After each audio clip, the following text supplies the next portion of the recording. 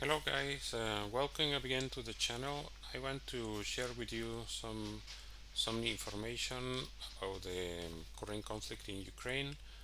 This particular news piece comes from our team and is talking about Mexican president position on the Ukraine conflict, and what the Mexican president is saying is actually supported by Mexico's history, political history of non-interventionism, and Mexican presidents for a long time have declared the official policy of Mexico to allow each country to define its own affairs and avoid intervention by some other countries in the affairs of them.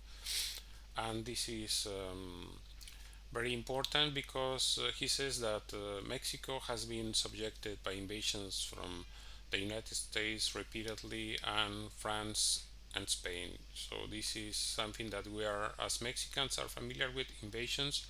So he's criticizing the war. He says that there needs to be some kind of solution that is not war, and he has been receiving some kind of pressure from the Ukrainian ambassador in Mexico and from the American ambassador in Mexico to change his policy, but so far he resisted all pressure and decided that he will refuse to condemn Russia because he wants to keep trading with Russia, commercial relations, diplomatic relations. Mexico just wants to have a peaceful relationship with every country, not condemn everyone or any particular country. So this is well done by Mexican president, and is something that many more countries should take this kind of same approach to this. I want to mention now this particular piece of information from Turkey, where Turkey is mentioning some theory. They say here conspiracy, which is probably true. There is some kind of agenda, some hidden agenda, some plan behind these sea mines, Black Sea mines. So this theory is that they are sending these mines or this explosive to justify sending NATO's minesweepers. Minesweepers are a special kind of boats that are equipped to handle mines and disable them. And why sending NATO minesweepers? So, what I think they are trying to imply is that they are just sending these mines, and fortunately, so far, no ship has been harmed or there hasn't been any explosions due to these mines. But regardless of that, that's kind of the plan. No, they want to harm some kind of mine, some kind of chip with these mines, and after that, NATO will say, "Oh, we need to send minesweepers, to clean the Black Sea," and that will be like a perfect excuse. But so far, Turkey has refused to do that, and they are citing the Montreux Convention. The Montreux Convention basically allows Turkey control of the straits. The Turkish Straits is the area that is the gate for the Black Sea. So this is the summary of what they say. We will not let warships into the Black Sea. We will not allow the Black Sea to be drawn into the war because the Black Sea is a big part of this. If there is a conflict, Turkey has the right and the obligation to regulate transit through this area. So no ship that is not allowed, like in these conditions, to this area of the sea will be allowed, and Turkey has been very clear about it. So well done by Turkey, and considering that Turkey is a NATO country, they have been, very very smart about their policy. They have tried to de-escalate. They have hosted peace talks between Ukraine and Russia. So this is the right thing to do. Not escalate, not ratchet up pressure on Russia, not try to make the conflict bigger. No, so this is something very good that Turkey is doing. So well done for Turkey.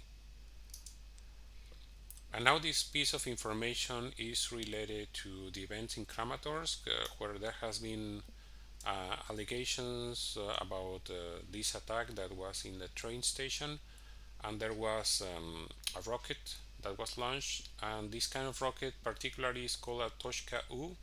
This Toshka U rocket has been used by the Ukrainian military, and openly and publicly there is information that this rocket is no longer used by the Russian military, but regardless, Ukraine is saying that this particular attack was done by Russian military. And so there are several facts that point to the reason that actually it was Ukraine who did it. One of those is that the Ukrainian military is actively using these kind of rockets.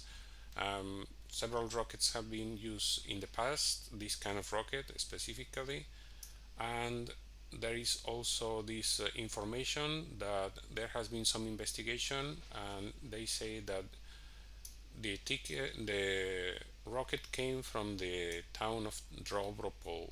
So this town is located southwest of Kramatorsk and is under control by Ukrainian forces. So that is another piece of information that this was done from this came from Ukrainian territory, Ukrainian controlled territory, so it is very likely that the Ukrainian army actually launched this rocket. There is another information that I found very interesting, that it's possible for each rocket to be uniquely identified because they have serial numbers. So someone with access to Ukrainian inventory, or even if Russia has some records of which rockets were sold to Ukraine in the past, if there is some kind of inventory, some kind of shipping list citing the serial number of this rocket, that will prove without any doubt that this was done by Ukraine.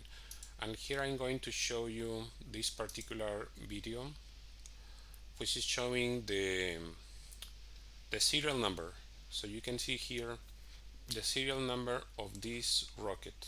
This is the same rocket that was in the Kramatorsk region. This is the rocket that was in use in the attack. So you can see here the serial number, so anyone that has information about this can uniquely identify this information. I will put a link to this video, so anyone that is willing and able to do more research on this can do it. And so that's something very useful, very positive for this kind of investigation to proceed. And there has been some declarations from Venezuela's president Nicolas Maduro on the intents of the West, their intention to destroy Russia, and they just want to start a big war with Moscow, which is absolutely my thoughts.